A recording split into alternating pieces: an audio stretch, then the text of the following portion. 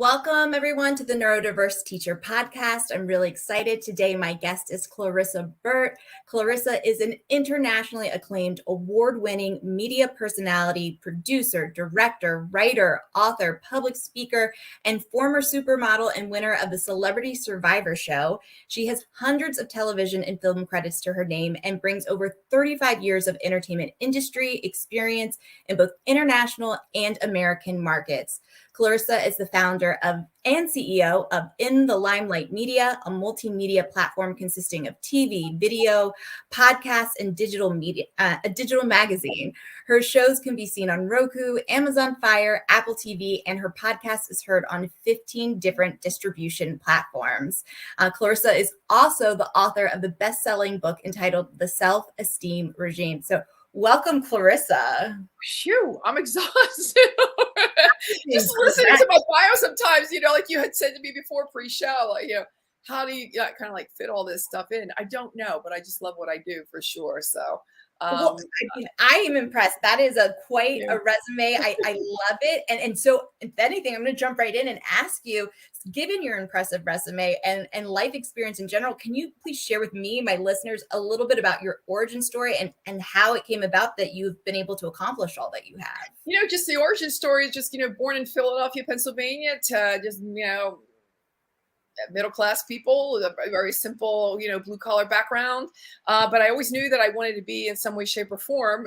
As a child, I was a little, I guess, extroverted. They told me that I was vaccinated with a phonograph needle. And so if you don't know what a phonograph is, go look it up. And I was Mary Poppins in the kindergarten play. And that's where the bug hit me when I heard that first applause after I sang Supercalifragilisticexpialidocious. I knew I was hooked. And that's kind of how it all started, really. I didn't do much after that. I was in the choir, I was in the band, I was in drill team. I did a lot of those different things as I went through school. After I graduated high school, what I wanted to do though was I realized I was in New Jersey at the time, and I just wanted to, bright lights in big city. And I went into New York City to I worked as an administrative assistant for a company.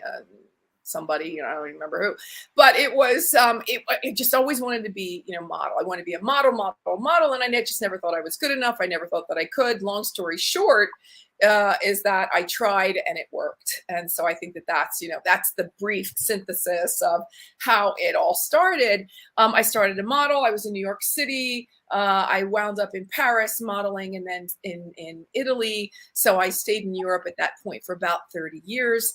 But the idea of the book, especially Self-Esteem Regime, comes along where I looked at, my mother, who was a beautiful woman, and she never wanted to have her picture taken. And she was always worried about gaining weight. And, she came out horrible in pictures.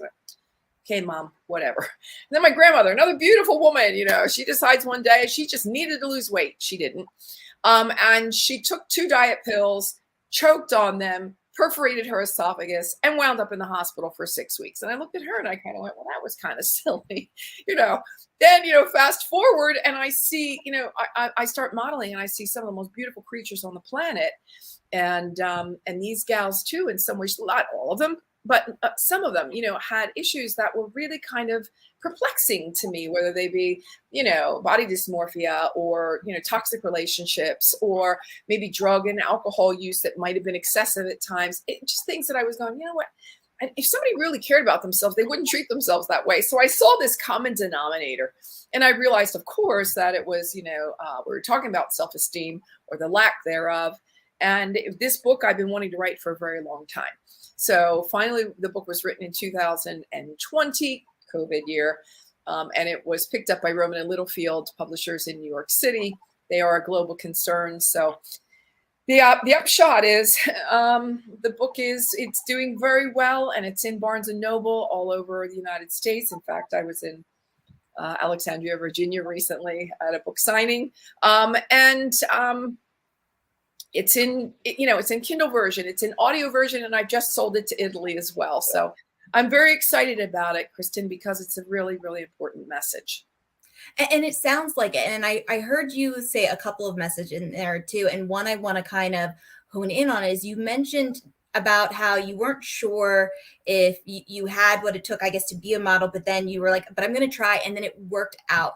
Can you talk a little bit about that feeling of, I'm going to try? Because I feel like oftentimes you have people who self-doubt themselves or don't do that, I'm going to try, or don't push past those feelings of self-doubt. And I would love to hear where you got that inspiration or those feelings to push past that. It's a really great question. And I think it was, when I was a child, I'm old.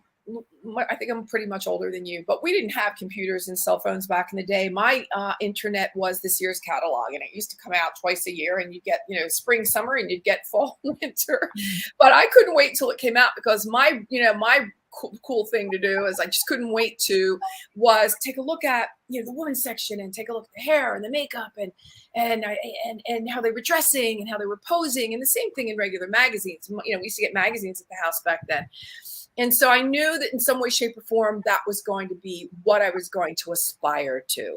I was tall and I was thin and I was a little gawky for a while. And, it didn't come together for me until I grew up just a little bit more. And then I went into New York City, and people were saying, you really should be a model. And I think the answer to the question is, people gave me the support. People gave me the verification, if you will, that what I might be thinking to do with my life just could possibly happen.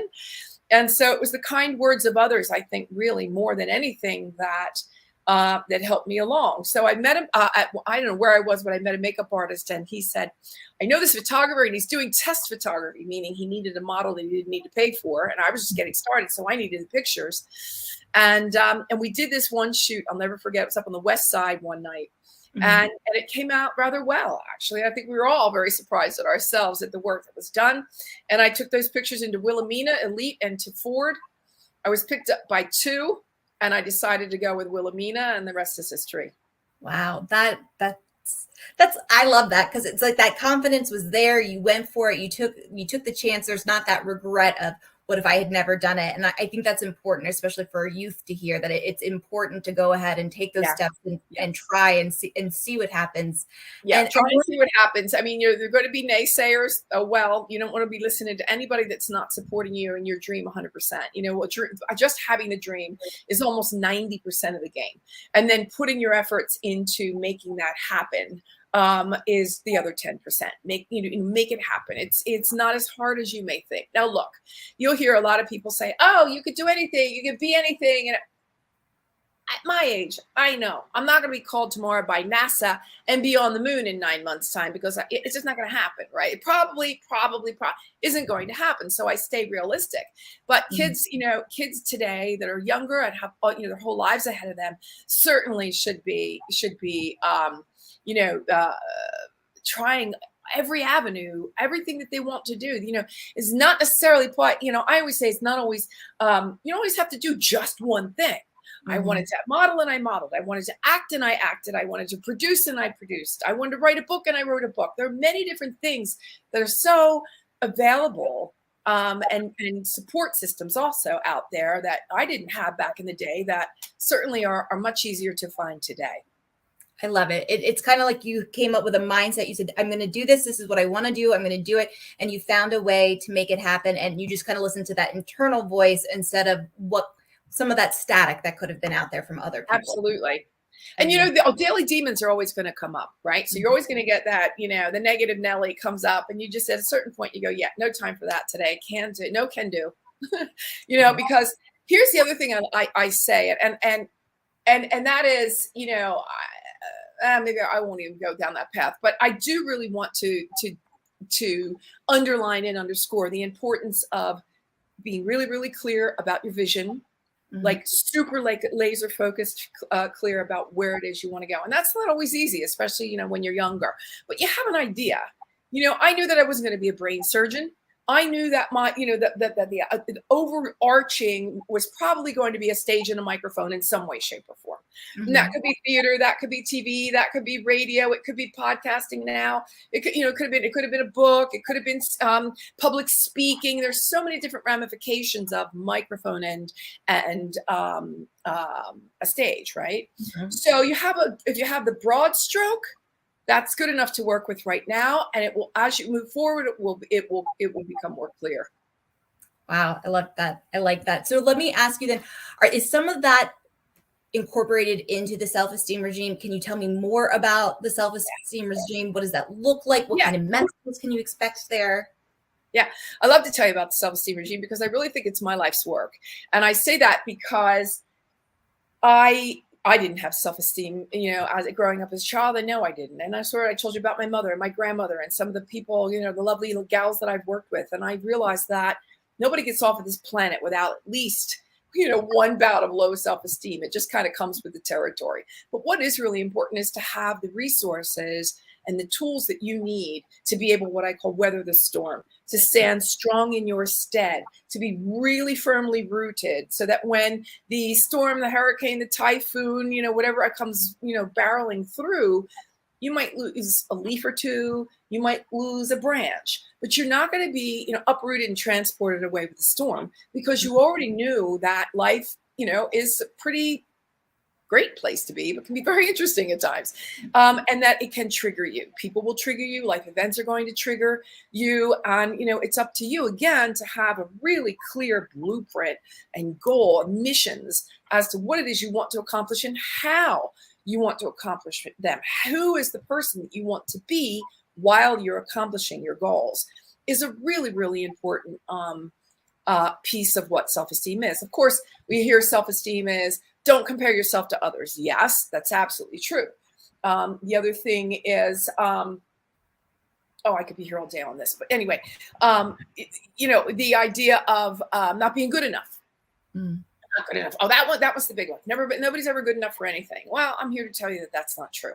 And that we have to be careful about the wording there as well, because if you look up enough in the dictionary is only as much as is required. Now, I know that I'm a whole lot more than is required, and I'm sure you are too, and anybody that's listening is a lot more than what is required. So I invite everybody to say, I am so much more than enough.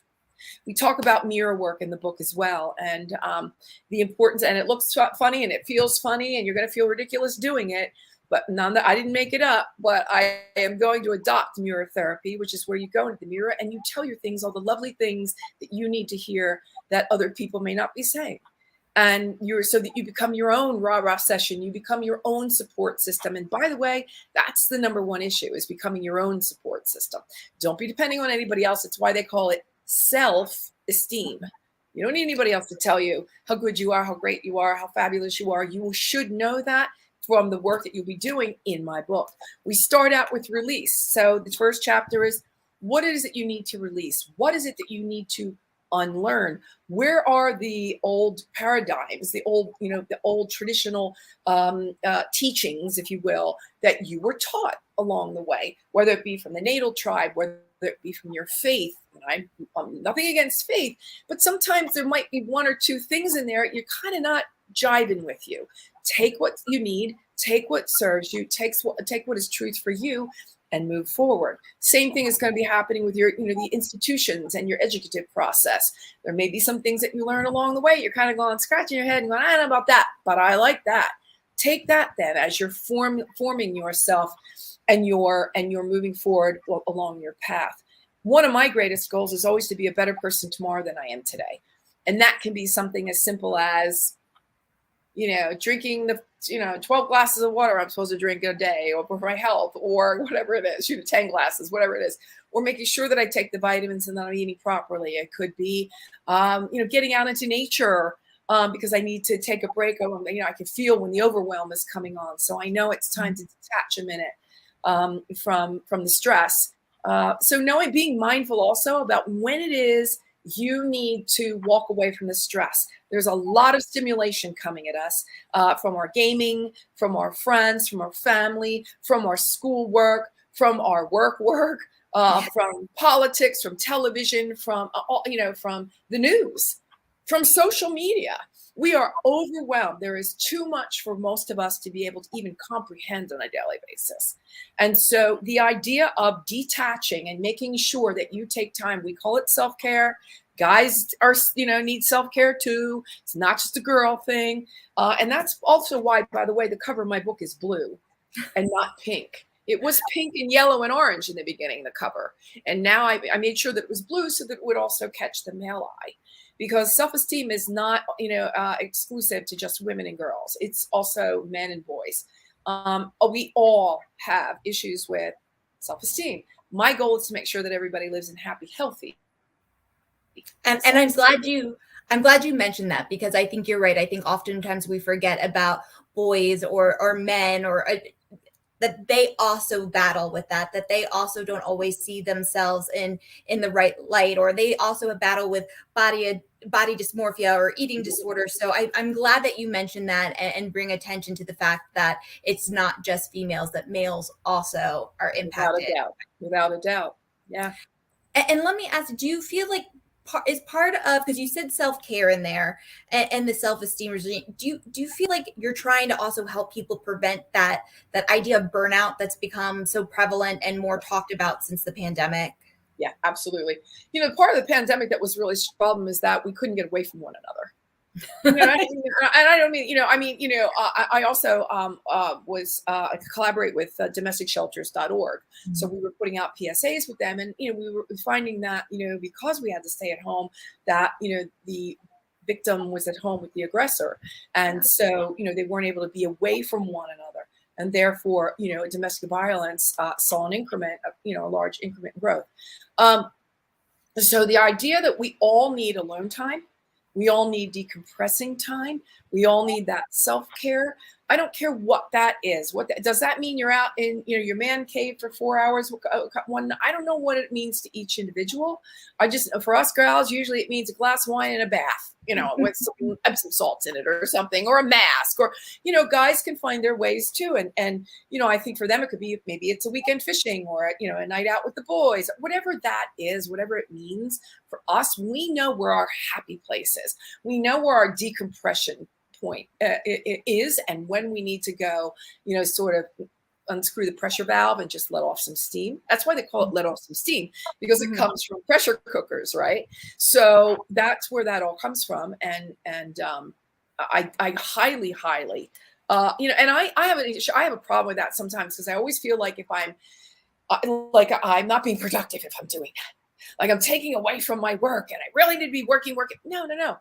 Self-care is just as productive, and it's just as needed, because look, if something happens to us solopreneurs and entrepreneurs, the rest of it comes crashing down on top of us. We're holding it all up. So we need to go, okay, we'll be right back. God, I'm going to go take a nap, or I'm going to, whatever it is that's going to restore and refresh is what you should be doing. I agree with that, especially as somebody who is a solo entrepreneur. I understand what you're saying, and I feel the same way you do. Sometimes when I finally do have those moments, it's almost this anxiety of, I should be doing this, or I need to be getting on to something, or if I'm not working, then I'm not being productive. Right. And you have to remind yourself that, no, this is what my body needs. This is what my mind needs, or you will push yourself to that level of burnout. Right, exactly. So, some of the...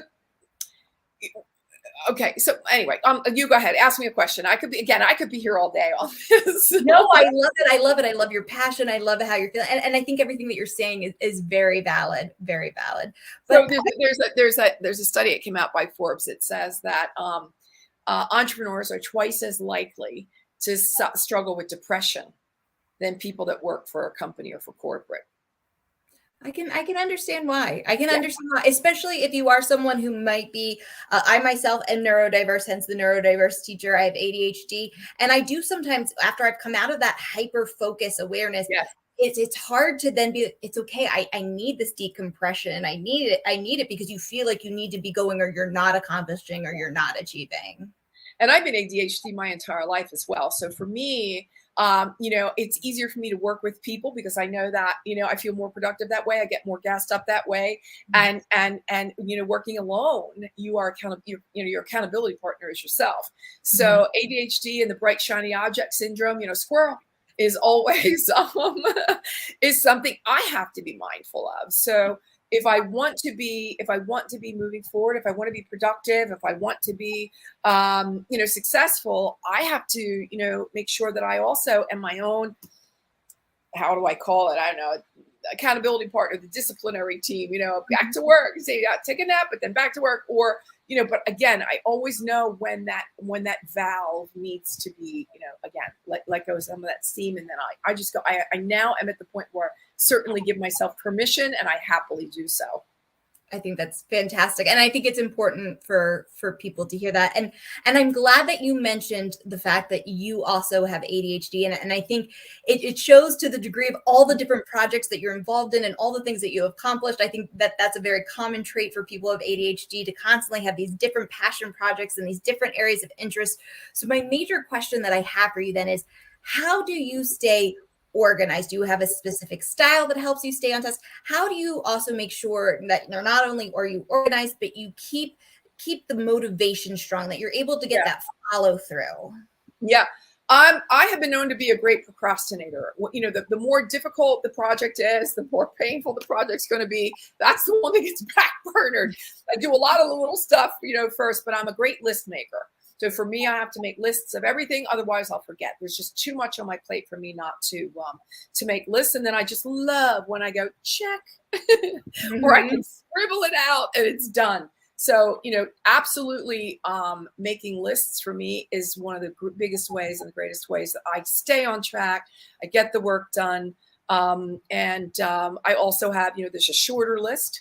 There's the medium list, like it's got to be done within the week. And then there's a long-term list that I need to get that done within the next 3 months. So prioritizing in that way also helps take some of that.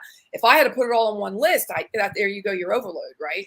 But when you're able to prioritize it and space it out, I find that definitely helps. And then, of course, to have as an entrepreneur or a solopreneur, to have all of your systems in place. So, and then to get some help, make sure that you have help. I have some interns every once in a while, they'll come and they'll go. But, to be able to get that kind of help is really great. And then, assistants and VAs and that sort of thing. That's fantastic. Now, let me ask you, did that always come easily to you? Or do you feel like that's a style that you had to almost develop over time as you got to know who you were and how you best process and manage information? Yeah, I was always considered somebody that got stuff done. If you want it done, you gave it to me. That I remember that as a child. Everything from, my nickname is Chrissy in the family. So give the baby to Chrissy, it'll stop crying. And I'll be damned at that baby every time. And I was 11, 12, they'd pass the baby to me that they could not get, this unruly baby that wouldn't stop crying. And the second it was in my arms, it stopped. The baby stopped crying, which was really phenomenal. It was like, wow, that's so cool. I was always a charge person, and I was always a caretaker.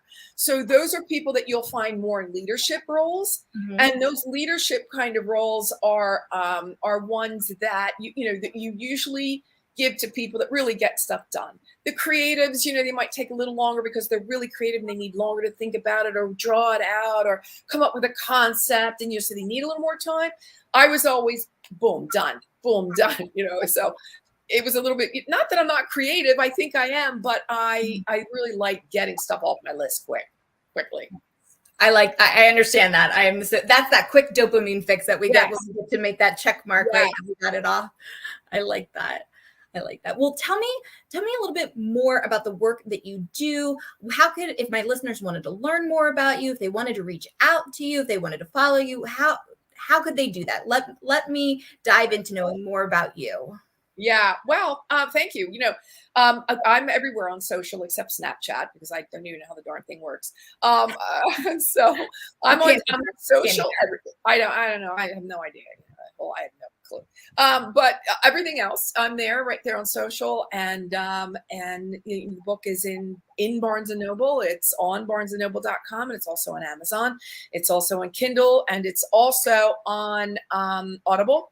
So no excuses not to do the work. And I really suggest you do the work, because the light at the end of the tunnels, is so bright and it's so bold and it's so beautiful that the work that you're going to be doing on yourself now will pay for itself, 100-fold when you're done doing the work. And then this is a kind of book that you'll read it the first time and get certain things from it, and certain messages will land.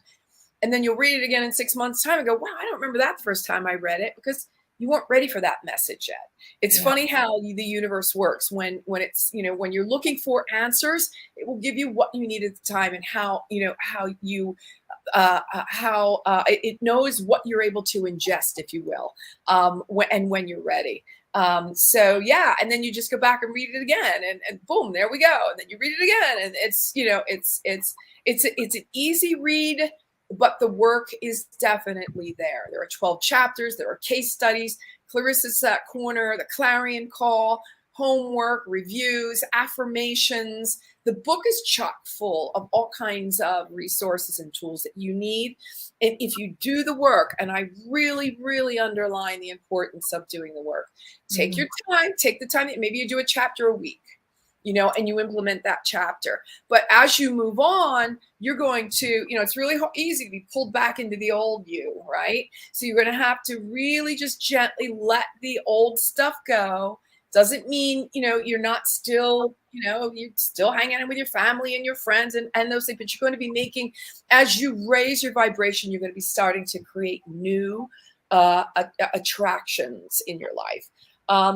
It's funny because I heard something recently says, yes, we do affirmations, but we also like for ask formations. It's really important, right? It's like, what are you asking the universe for?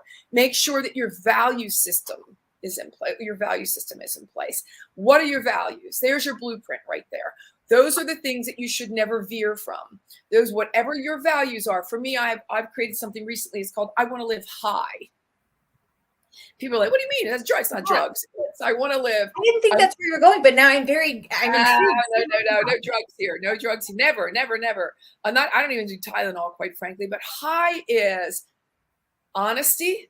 So radical honesty with yourself and with others. And if you can pull that off, that's like 50% of the game right there. Integrity, for me, is the number one word in the rule book. Integrity is everything you are. It's the person you are when no one else is in the room.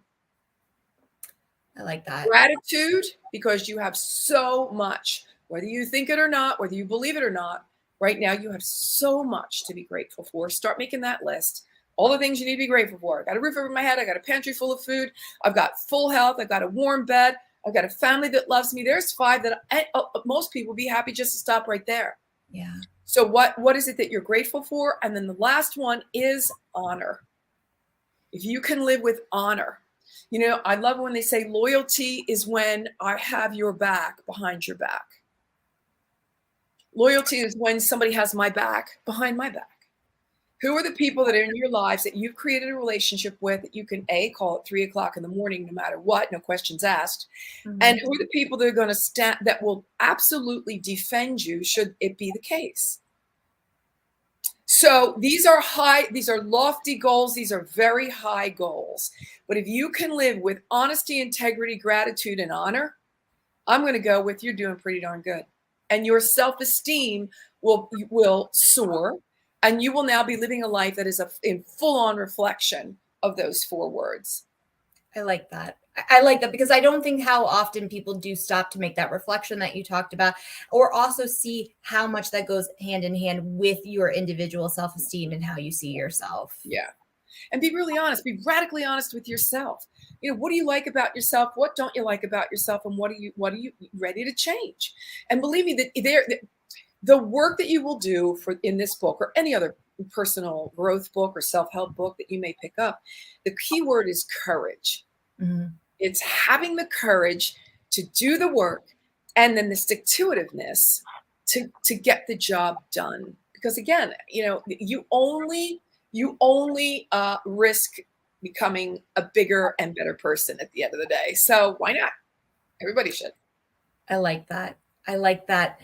Now, before I ask you my final message that I like to ask all my guests, I want to give you the opportunity. If there is anything I missed that I didn't touch on that is very passionate to you or close to your heart, I want to give you the opportunity to share that message or that information with my listeners before we move into my final question. Here's another really strong one that I like to leave with people, and that is don't betray your conscience.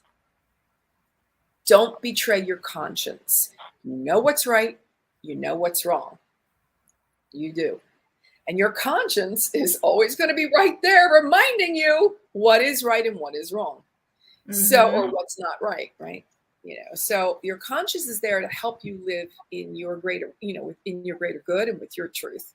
So, yeah, I would say don't betray your conscience. I like that. I like that.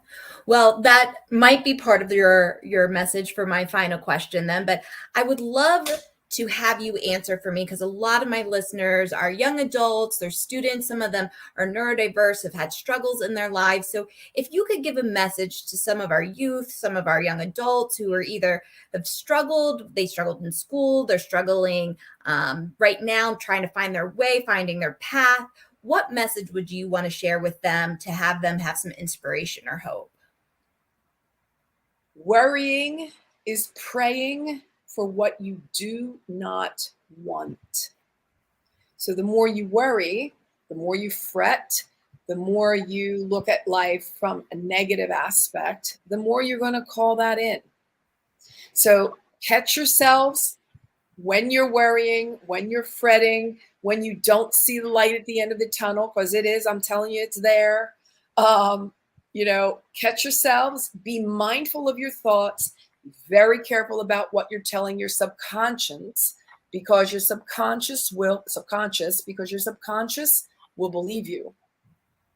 So if you're worrying all the time, your subconscious is going to call in more worry. If you're fretting all the time, then your subconscious is going to bring you all kinds of things to fret about. But when you let go of all of that stuff and start going, nope, okay, the toxic stops here, right here. It's up to me now. I have a new slate. I have a new chalkboard. I have the chalk in hand, and I'm going to absolutely write down what I will and will not accept in my life anymore. I'm going to create good, strong boundaries, and boundaries are meant to teach people how you want to be treated. That's what a boundary is. And you don't have to create boundaries in anger. You don't have to go, no. Boundaries are created with ease and joy and glory and love and thank yous. And can I talk to you for a moment? Because what you just said kind of hurt my feelings. Can I tell you how that made me feel? And just, put it out there like that, but create the boundary, stick to your boundaries, and know that, that if it doesn't feel, if it hurts, it isn't love. Right? Yeah. I'll leave you with one more, and that is people of all ages, or they're always worried about failing. Oh, I'm going to fail. What if I don't make it? What if I fail? Well, failing as an acronym is your first attempt in learning. So remember that the more you fail, not that I say fail forever, but each time you do fail, you are closer to your success goal. There's no way. It's very rare that you're going to go from A to Z with in a straight line. There's going to be zigzags, right? It's just the nature of the beast. So yeah, that failing is not a bad thing. It's actually embrace failure. Know that you now know that that's not the path to take, and create a new one and see how that works out for you. I love that, because I think a lot of our youth don't realize that failure is a learning opportunity. Absolutely. It's a way to see things a different way and a different perspective, and doesn't necessarily have to be associated with a negative. Yeah, absolutely.